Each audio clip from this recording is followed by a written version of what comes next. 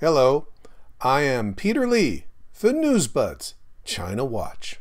This week on China Watch, China hawk dreams run up against Asian reality. China hawks have been pushing for a simple, organizing narrative for Asia to follow. Make it world versus China. But then the confusing stuff comes along. Stuff like Kim Jong Un visiting Beijing, stuff like India soft-pedaling the Tibet issue. Commentators try to fill the void, and it's not pretty. Well, now it's China Watch's turn at the plate. We look at that Korean trend that's freaking out the American pundits. Asians doing Asian stuff about Asia, while the United States looks on from the sidelines, looking clueless and behind the curve.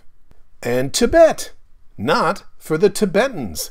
A generational and cultural shift is taking place in the Tibetan diaspora, and the Indian government has made some puzzling and interesting moves. Knuckling under to Chinese pressure, or finding a new path forward as the Dalai Lama's succession plan hits a rough patch. The confusion and dismay gripping the China-watching pundit class is why you need China Watch now more than ever.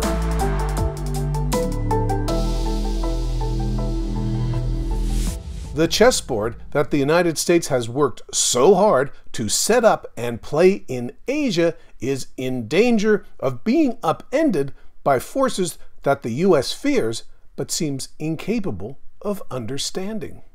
Only China Watch provides the news and analysis you need as America's Pacific century threatens to become Asia's Asian thing.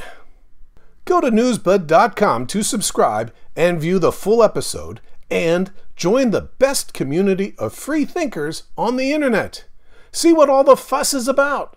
Subscribe now.